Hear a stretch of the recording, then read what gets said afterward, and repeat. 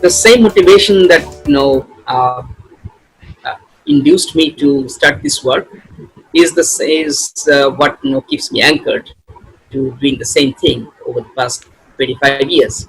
Is that as an ecologist, I could understand that the massive genetic erosion of the species of rice, Oryza sativa, like any other species, massive genetic erosion would lead to enhancement of the extinction probability of that species.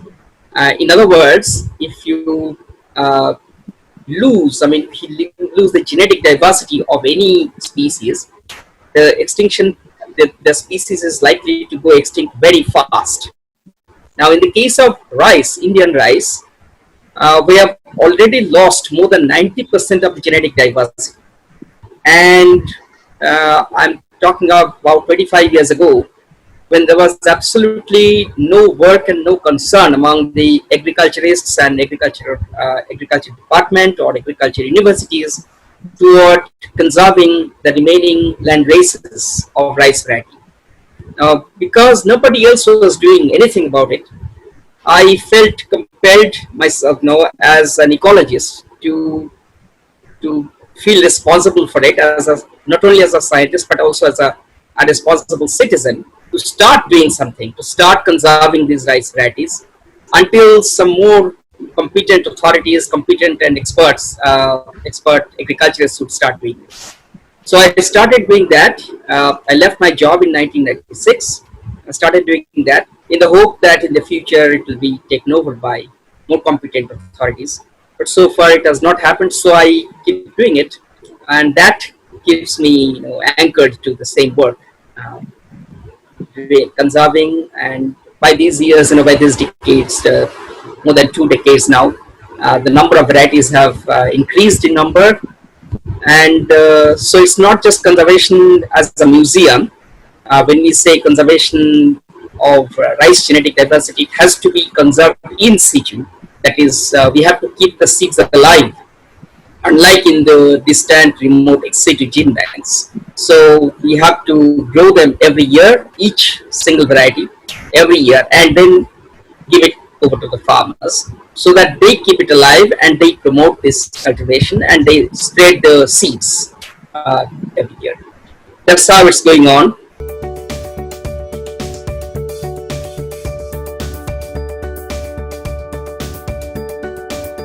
When we say farmers, we have to bear in mind that farmers is not a homogeneous entity.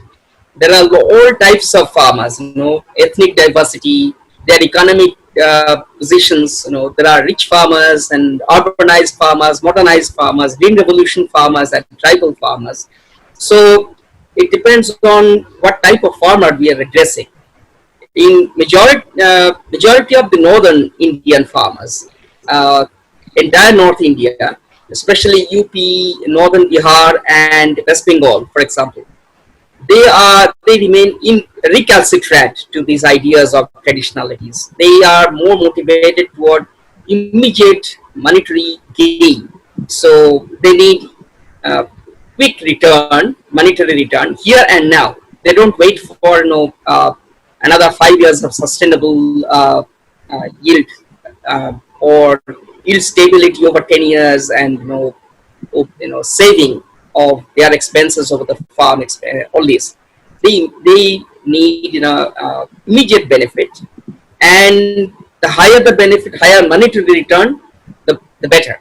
So in that case, in almost entire North India, including West Bengal, farmers are really recalcitrant to conservation per se, unless they feel it's going to give them an economic return, for example, by a premium price for organic rice, for example. Without that, they are not interested. But if you are looking at the southern Orissa farmers, the tribal farmers in Maharashtra, Karnataka, Kerala, Tamil Nadu, even Gujarat, and northeastern India, for example, Meghalaya, Nagaland, and Manipur, there are hundreds and hundreds of farmers who have taken these kind of, and they themselves are conserving many of those rice varieties. on their own initiatives, and they are my best hopes, and they are the greatest strengths in this kind of pursuit. So they don't go for immediate, monetary benefits. It's for the intrinsic value of this diversity. They have been doing this, and they will continue to do that.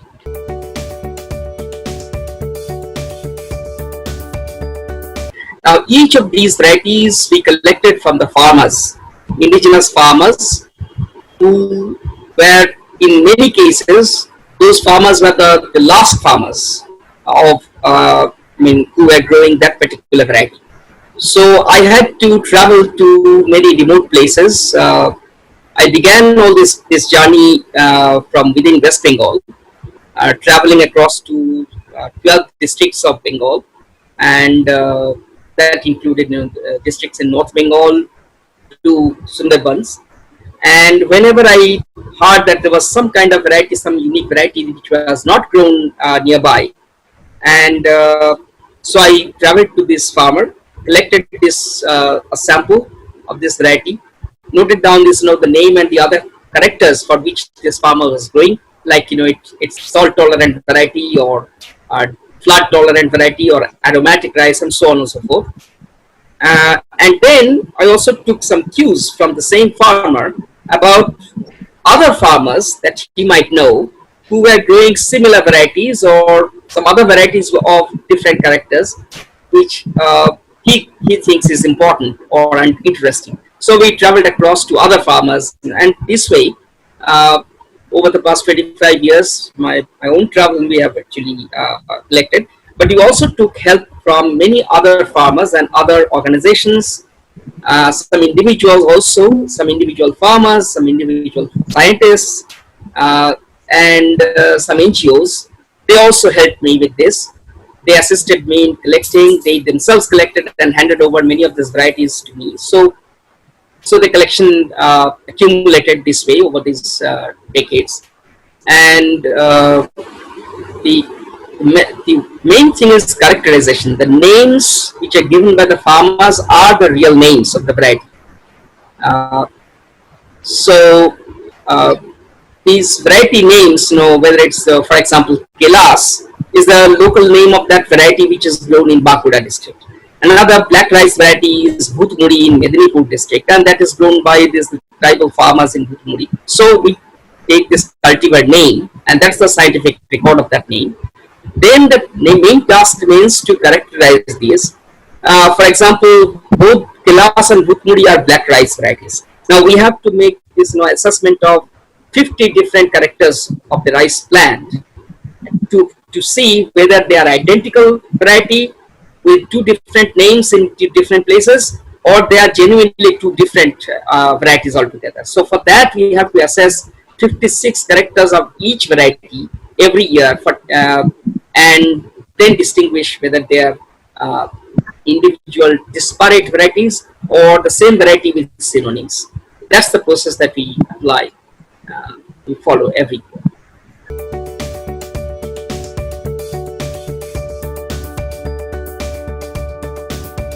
Space is the challenge. I do need a lot of more land, but because I don't receive any funding support from any institution, government or non-government, it's entirely run on donation, and therefore we are resource starved, so to say, and we cannot afford to buy a bigger piece of land. That's the main thing.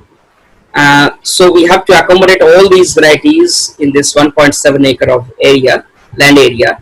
So the space allotted to each variety is no more than 2 meter by 2 meter space, and this is just enough, just a little bit more than maintaining the minimum viable population for the genetic diversity. We need a minimum number of individuals of the plants to retain the genetic diversity within that particular variety population. So of course, if each individual plot were a bit bigger for each variety, then the conservation would be more secure, and I'd be happy. But we can't afford. That's the major constraint, the space constraint. The other constraint is that we don't have enough, what you can say, manpower. The number of field staff that we have is just two, uh, and with me it's just three. So three individuals is really difficult to follow all this, to study all the 56 characters of each variety every year. So we'd appreciate if any volunteers come over, because we can't afford to pay a good salary to any other staff, excepting a few months maybe. So we appreciate and we welcome any students and volunteers, who occasionally come from abroad mostly, and they help in this kind of field classification and characterization of these varieties.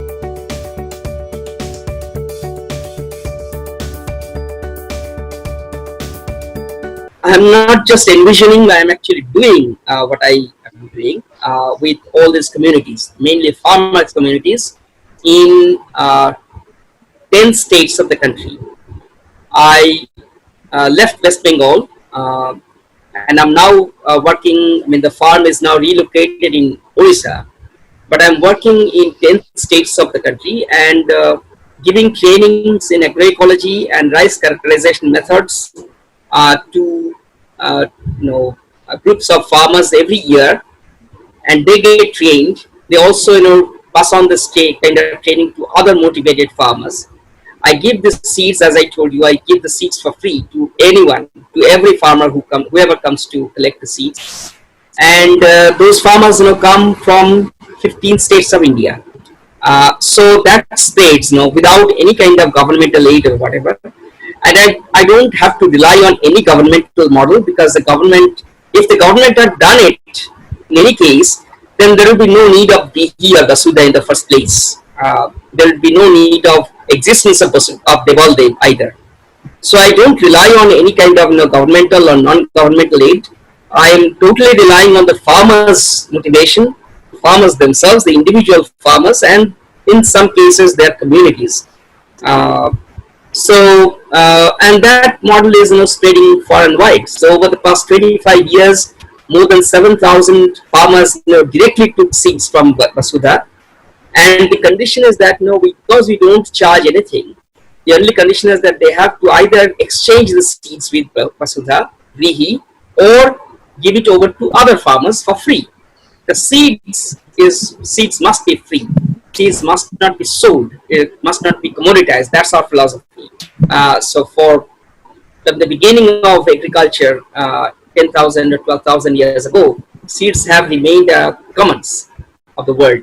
So we need this commitment from the farmers, whoever takes the seeds from Rihi, that they should distribute the seeds for free to other farmers if they cannot return some of the seeds to us. And this way, this circle of exchange expands. The first circle they directly take from Rihi. The second circle is the exchange between the farmers, whoever taken the seeds, and then give it over to others. And then the third circle, and so on. And to our estimate, is more than 17,000 farmers who have already taken the seeds, directly or indirectly, from Rihi. And this way, it's expanding. I agree, this is a very small number, considering this but as an individual, this was quite a good number. If mine was a very well-funded organization with a big network of farmers and others that I could establish, then maybe the number could have been much bigger. But that's the model, because we began from the grassroots, and I believe that any kinds of conservation things, so far all the models of successful conservation has always been from the bottom upwards. Efforts from the top downwards approach of conservation, especially in the agrobiodiversity, has always been unsuccessful. The most successful model has to be bottom upwards. So this is what I do. So I don't wait on policymakers or some kind of lawmaking institutions, but always has to go from the grassroots farmers themselves, because they have remained over millennia. They were ultimately the custodians of all these rice varieties.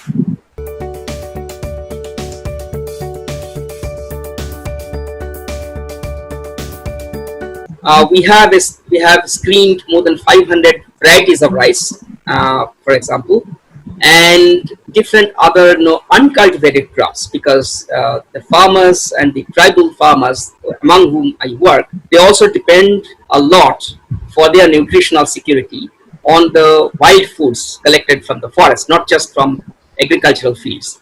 So we have made analysis for the first time in the world, so to say, the first nutritional spectrum analysis of all these wild uncultivated foods, as well as some cultivated crops, especially the indigenous rice varieties. And we have seen the very high nutrient contents in different varieties of rice. Not all rice contains every nutrients, of course. Different varieties contain different degrees of nutritional values. So, for example, we have documented the existence of 80 varieties of rice, for example, which contains more than 20 ppm of iron. The highest iron content, for example, is up to 186 milligram per kg of rice.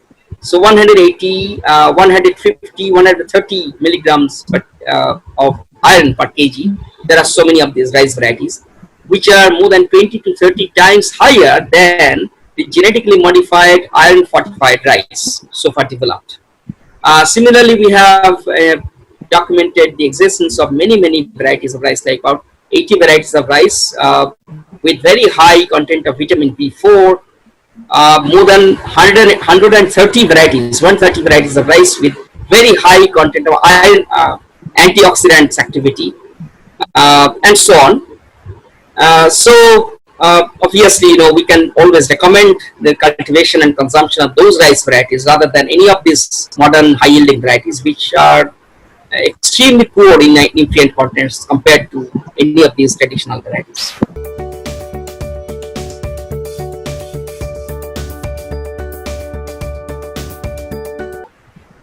I will just give two examples of this, the climate adaptive crops.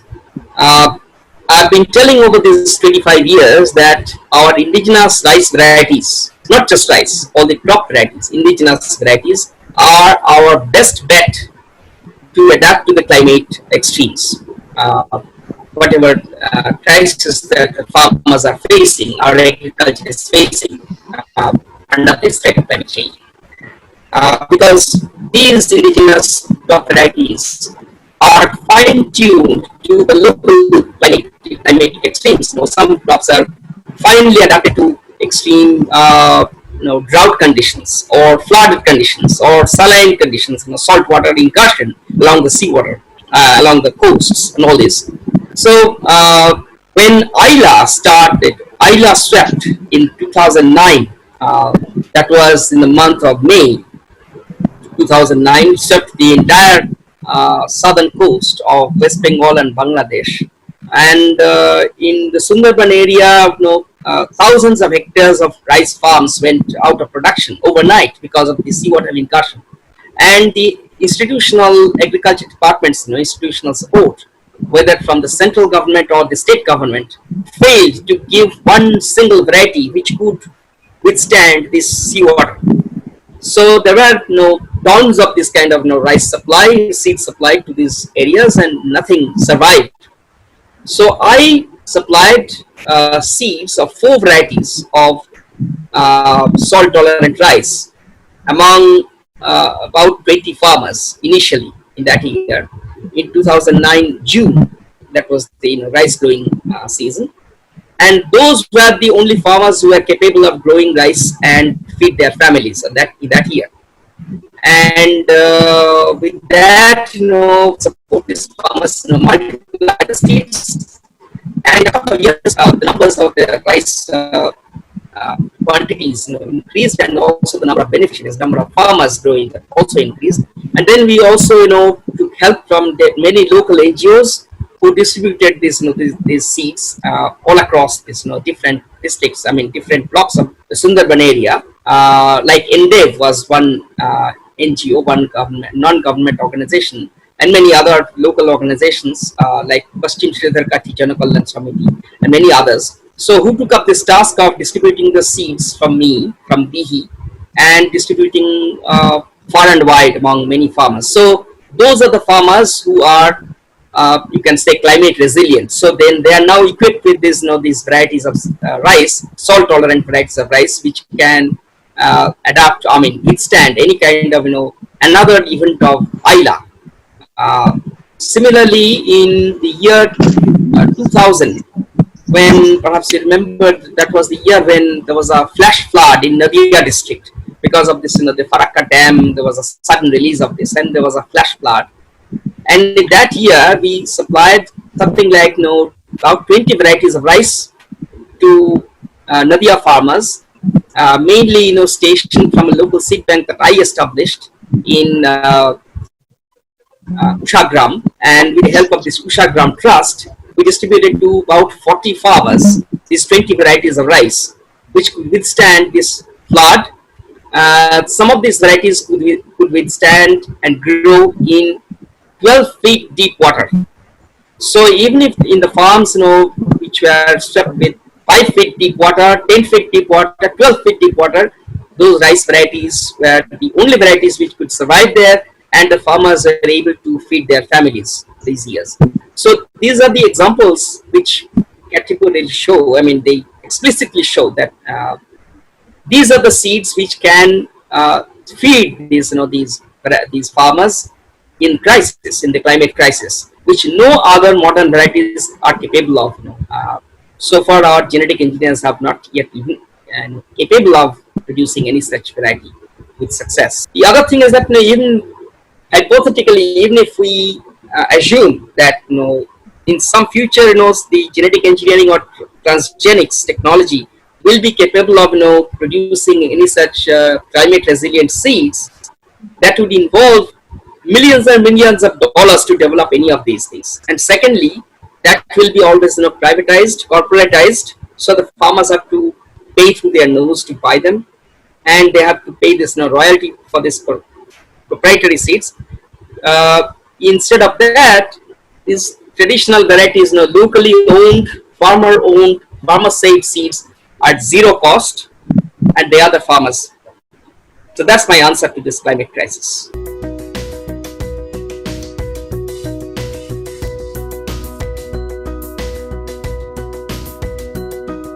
All these forest villages traditionally were used to be shifting cultivators, and shifting cultivation means agroecology, agroforestry sort of things.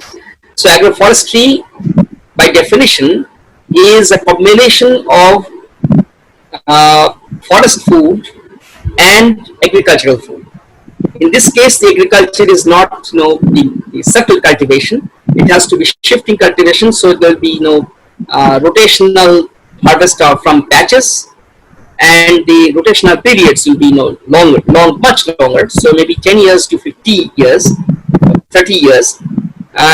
Now, because of this, the restrictions of their movements and relocation and use of the forest, because of this, the stupid forest restrictions by the forest laws, they cannot move around, very wide space. So they have to become, over the past 50 years, they have become more settled in one place. Nevertheless, they still depend on the forest resources. Now, your question about this, depending on minor forest produce, I really object to this word.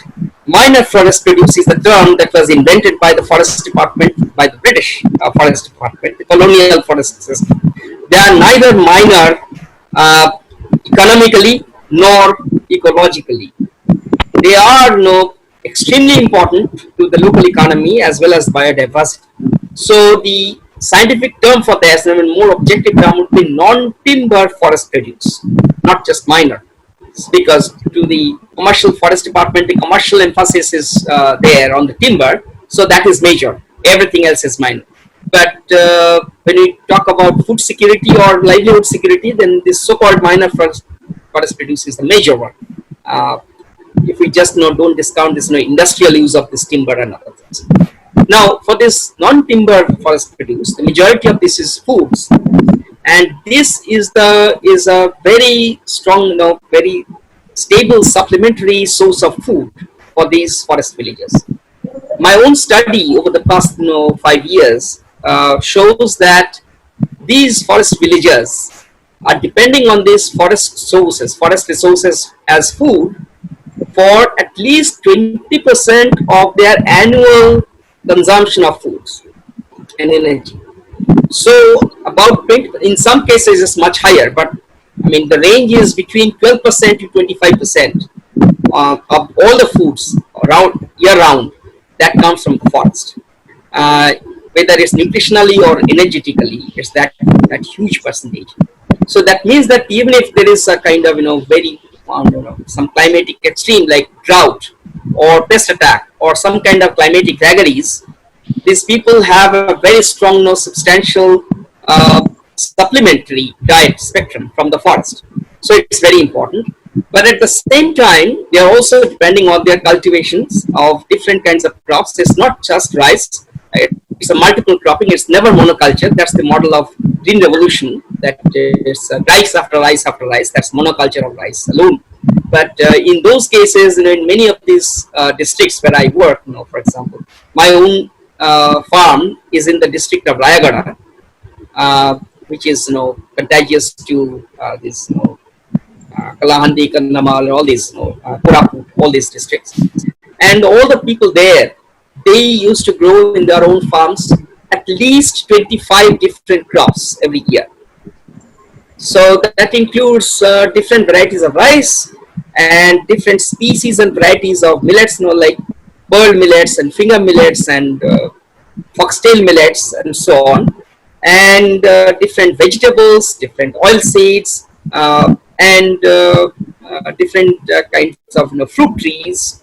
So that is it's not perennials but permanent ones, or like papaya trees and banana trees that bear fruit for 3-4 years continuously. So that goes on. There's some multitude of this, and this is the model of agroforestry that was prevalent on all lived continents, all 6 continents of the earth, which are all decimated today, not just in India, but on all continents by the Green Revolution model of industrial agriculture. So, and this is the model that this Green Revolution model is the one that we are opposing, and we are demonstrating the efficacy of the traditional multiple cropping systems in our all trainings.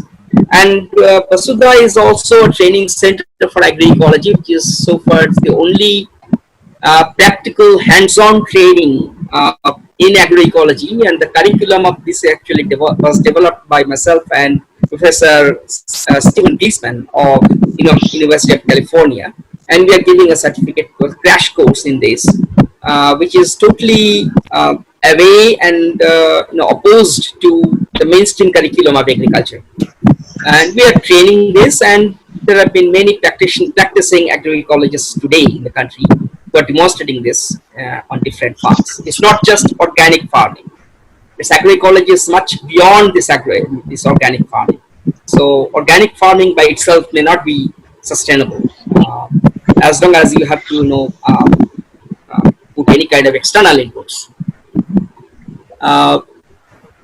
So yeah, so that's how they are growing this. And the unfortunate thing is that with modernization, with the advent of industrial agriculture and modernization, these traditional societies, these forest people, many of them are gradually shifting toward modern agriculture because of this, the impetus of modernization, because they are made to believe that modernization of agriculture using urea and DAP and machinery are more modern and progressive. Otherwise, you cannot climb the social ladder to become civilized. And therefore, they are becoming more dependent on externalities, more dependent on external agencies like bank for loans. They are depending on different government institutions, depending on corporate sector for supply of seeds and agrochemicals like pesticides and herbicides and all this. So this kind of dependence on external agencies and external materials is growing among these societies. So our work is to oppose this process, to stop this process, and to reverse this process, to go back to their own original sustainable mode of agriculture, which had sustained these populations for generations and generations. So this is an uphill task because whenever you say this kind of thing that we have to restore this kind of traditional practices, the prompt answer response from especially these urban middle class semi-educated people is that, oh, you're asking them to go back to the caveman stage, prehistoric stone age civilization or something like that. They refuse to believe that you can build a sustainable and comfortable lifestyle and food security around these traditional multiple cropping based agro ecosystem, rather than this kind of industrial monoculture which is entirely dependent on external supplies, which is not sustainable by definition.